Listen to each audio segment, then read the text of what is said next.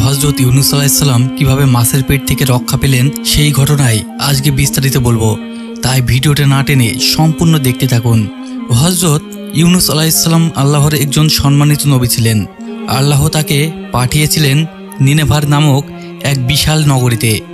নিনেভার মানুষ সংখ্যা ছিল প্রায় 1 লাখেরও বেশি। তারা আল্লাহকে ভুলে গিয়েছিল। তারা আল্লাহর দেয়া নিয়ামত ভোগ করত, কিন্তু আল্লাহকে মনে রাখত না। তারা মূর্তি পূজা করত, অহংকারে ডুবে থাকত এবং অন্যায় অবিচার করত। আল্লাহ তাদের প্রতি রহমত হিসাবে ইউনূস আলাইহিস সালামকে পাঠালেন। তিনি মানুষকে ডেকে বললেন, হে আমার জাতি, এক আল্লাহর ইবাদত করো, তাকেই উপাস্য মনে করো, অন্য সব বস্তুর উপাস্য বৃথা ভাবো। তোমরা যদি আল্লাহর দিকে ফিরে না আসো, তাহলে আল্লাহর শাস্তি তোমাদের উপর নেমে আসবে। তিনি বহু বছর ধরে তাদেরকে দাওয়াত দিলেন।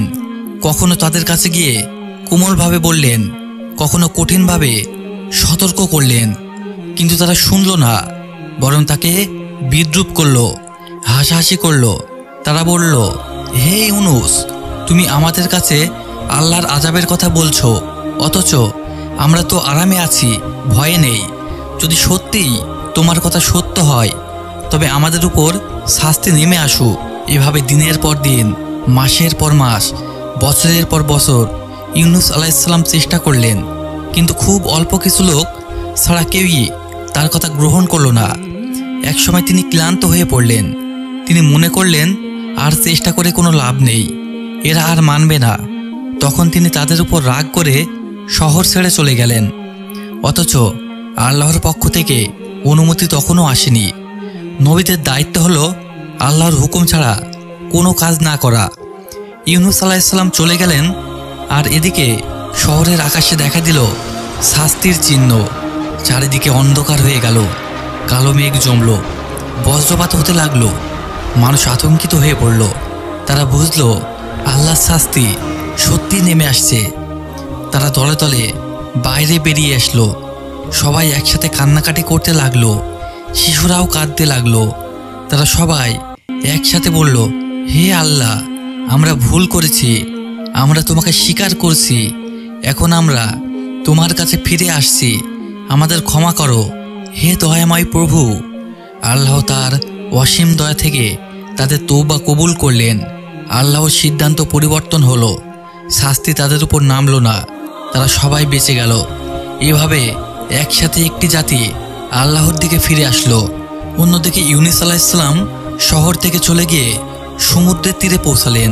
সেখানে একটি জাহাজ চলছিল। তিনি জাহাজে উঠলেন। জাহাজের যাত্রা শুরু করলো। মাঝ সমুদ্রে গিয়ে হঠাৎ প্রবল ঝড় উঠল।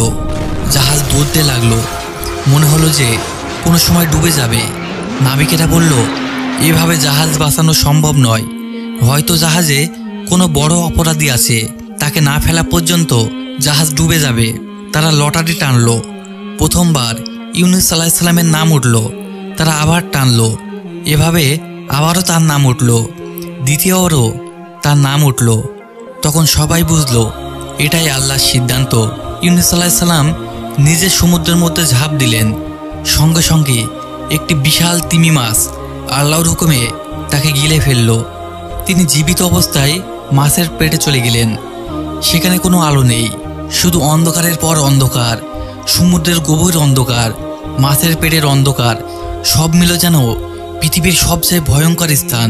সেখানে তিনি একা, কারো সাহায্য নেই, কিছু করার নেই। তখন তিনি গভীর অনুতপ্ত হলেন। তিনি বুঝলেন তিনি শহর ছেড়ে চলে এসে ভুল করেছেন। আল্লাহর নির্দেশ ছাড়া চলে আসা তার অনেক ভুল ছিল। তিনি কাঁদতে লাগলেন।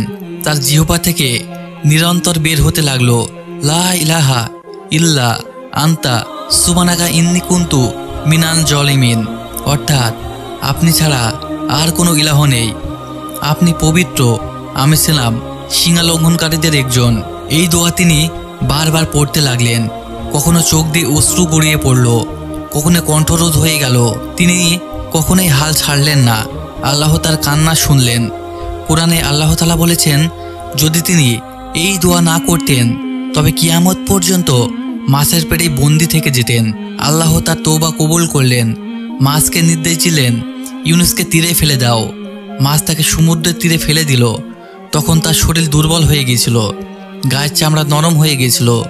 সূর্যের আলো তিনি সহ করতে পারছিলেন না। আল্লাহ তার জন্য একটি বিশেষ লাউয়ের গাছ জন্মালেন। সেই গাছের ছায়ায় তিনি সুস্থ হতে লাগলেন। তার পাতা তাকে রোদ থেকে রক্ষা করলো, ফল তাকে পুষ্টি দান করলো। ধীরে ধীরে তিনি শক্তি ফিরে পেলেন। সুস্থ হওয়ার পর তিনি আল্লাহর নির্দেশে আবার তার জাতির কাছে ফিরে এলেন। এবার তিনি দেখে অবাক হলেন, তাদের তিনি ছেড়ে এসেছিলেন তারা এখন সবাই আল্লাহর দিকে ফিরে এসেছে। তারা ঈমান এনেছে, তারা আল্লাহকে উপাস্য মেনে নিয়েছে। তারা ইউনূস আলাইহিস সালামকে জানালো, তিনি তাদেরকে ইসলামের শিক্ষা দিতে শুরু করলেন। এই ঘটনা আমাদের অনেক শিক্ষা দেয়। প্রথমত, আল্লাহর রহমত থেকে কখনো হতাশ হইও না। সবচেয়ে কঠিন অন্ধকারেও, মাছের পেটের গভীর সমুদ্রেও যদি কেউ আল্লাহকে ডাকে, আল্লাহ তাকে রক্ষা করেন। দ্বিতীয়ত, দোয়া হলো বান্দার সবচেয়ে বড় অস্ত্র। ইউনূস আলাইহিস সালামের দোয়া আজও মুসলমানদের জন্য এক মহামূল্যবান দোয়া। বিপদে পড়লে, দুঃখে পড়লে, যখন কোনো পথ নেই মনে হয়, তখন এই দোয়াই আমাদের উদ্ধার করতে পারে। তৃতীয়ত, নবীদেরও আল্লাহ শিক্ষা দেন যে ধৈর্য রাখা জরুরি। নিজের ইচ্ছায় কোনো কাজ করলে ভুল হয়, আল্লাহর হুকুমের অপেক্ষা করতে হয়। আল্লাহ তাআলা আমাদের সকলকে সঠিক বুঝ দান করুন। আমিন।